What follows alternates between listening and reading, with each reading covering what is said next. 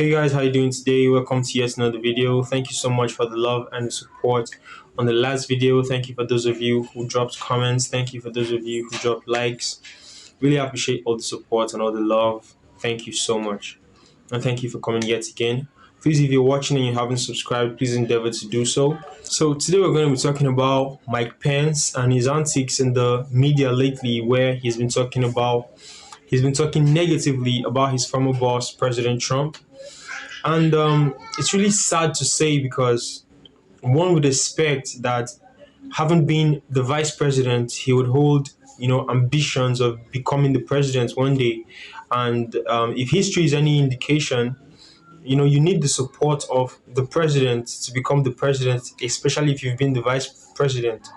So unless he's planning to leave the Republican Party and contest as a Democrat, which is very highly unlikely because if he leaves the Republican Party and joins the Democrats, he's going to lose a whole lot of steam, and he's going to be starting from a very, very, very low and insignificant position, even more insignificant than he is now in the Republican Party.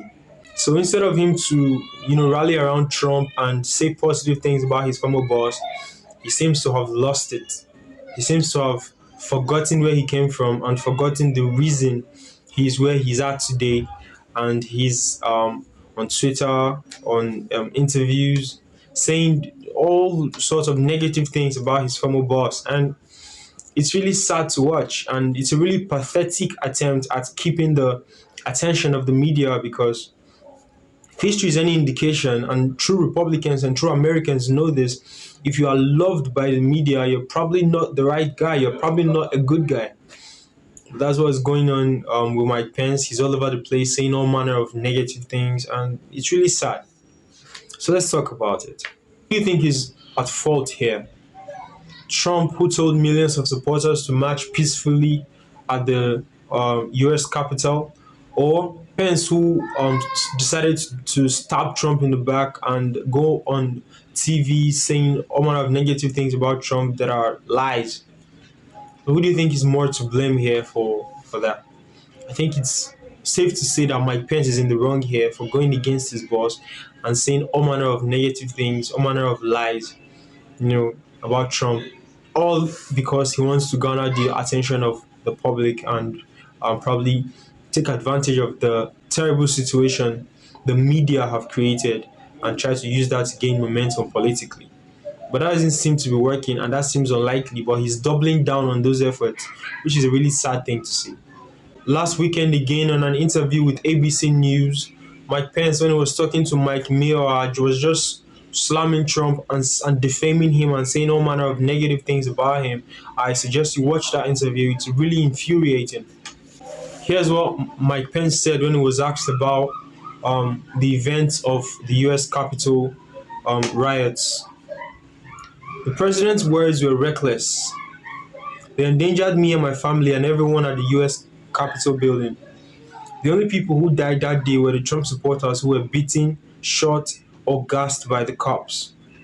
The fake news love this. They love to trash the president. They love to say negative things about the president. And it's just sad to see that it was Trump's right-hand man, Trump's former right-hand man, who is being used as a spokesperson by the left, to attack Trump. I wonder what he was promised. I wonder what he was offered to be able to, come out and say these things about Trump. But I'm happy to report that it's not all bad news across the board.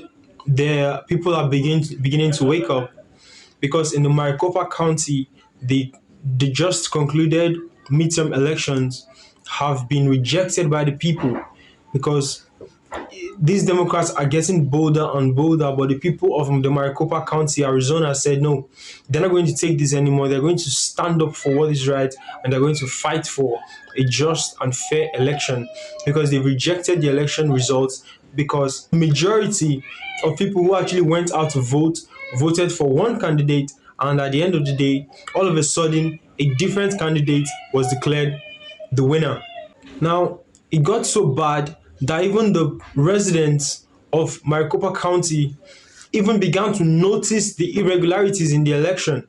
They were so bold and so open in their corrupt practices that they didn't even hide it. They didn't even attempt to hide it from the residents. So the residents found out what was going on. They discovered that the same corrupt officials that were there in 2020 are the same people that were there during the last midterm elections, during the just concluded midterm elections, and they've repeated the exact same ill practices that they did during the last election, and they've done it again. So the people have revolted, and the people have demanded a new, free, and fair election. Now, this is a letter by the residents of Maricopa County. We demand a real midterm election immediately in Arizona. Three strikes for Secretary Hobbs and Maricopa County. The officials in Maricopa County are actively obstructing the will of Arizona voters between this ballot stuffing via Drawer 3, the 30% voting machine failures on election day, and unexplained extended ballot counting. The election in Arizona cannot be trusted. Now, I've said this before on this channel that whenever there is a delay in the election results, in any election in the United States, a Democrat is most likely going to be declared the winner when the results are eventually published. Whenever there is any form of malfunction, whenever there is a delay in the announcement of who the winner is, it's most likely going to be a Democrat that is announced the winner. And that is exactly what happened in Arizona, and the people cannot take it anymore. The people are angry, and the people are revolting, demanding a new election. Will they get it? We'll find out. Enough is enough. Arizona citizens no longer trust officials to count the vote of Arizonians with fidelity. The track record of incompetence and obstruction by Arizona's election officials and Secretary of State Katie Hobbs over the course of multiple elections proves they are untrustworthy. We, the people of Arizona, deserve better, and we demand better. Demand for remedy. We immediately demand the following: a special master assigned to oversee Arizona elections, removing Katie Hobbs, Bill Gates, and Stephen Richer from election oversight. 2. Conduct a new election in Arizona on December 6, 2022. A. In-person voting. B. Paper ballots. C. Identification required. D. Precinct level hand counting of ballots on December 6, 2022. E. Ballots counted at the precinct to be sealed and transported by the county sheriff to a secure location. And F. Complete election process transparency.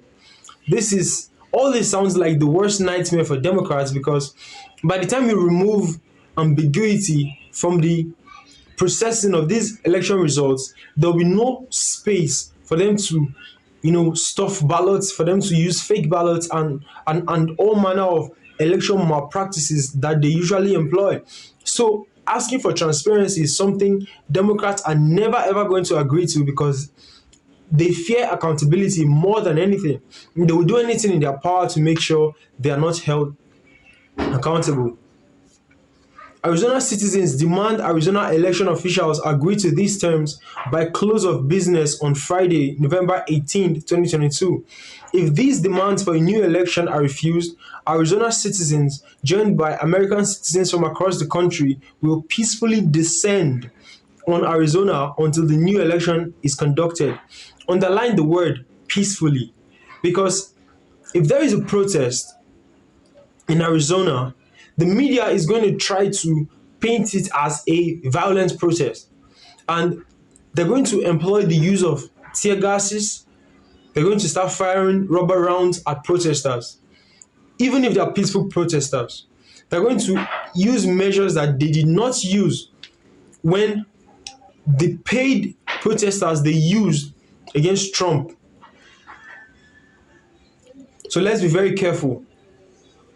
A protest is going to ensue. A very serious non-violent protest is going to ensue in Arizona, and protesters are going to be attacked by the police. So let it be on record that we said it today. It's a non-violent protest. It's a peaceful protest. But just watch the way the government is going to respond to these protesters. So that's it for what the people of Arizona have said. Finally, it seems the people are waking up, and I'm very happy to hear that the people are waking up. So whatever you can do, you should spread the message, you should talk to people. People should go out of their houses to vote. Even if you're voting Democrat, you should make sure that your vote is counted. You should make sure that your vote is recorded. Don't allow your constitutional rights to be taken away from you. Don't allow dead people to be don't allow dead people or illegitimate people to have their votes rated over yours, and don't allow yourself to be bullied into voting someone that you know is incompetent, someone that you know cannot do the job. Instead, vote for competent individuals who are not ambiguous in their election campaign statements, but very direct and straight to the point, honest and transparent. Thank you for watching today. I'm very glad to have your support, very glad to have your love. Thank you for the comments, thank you for the likes. Please subscribe if you've not done so. See you in the next video. Thank you.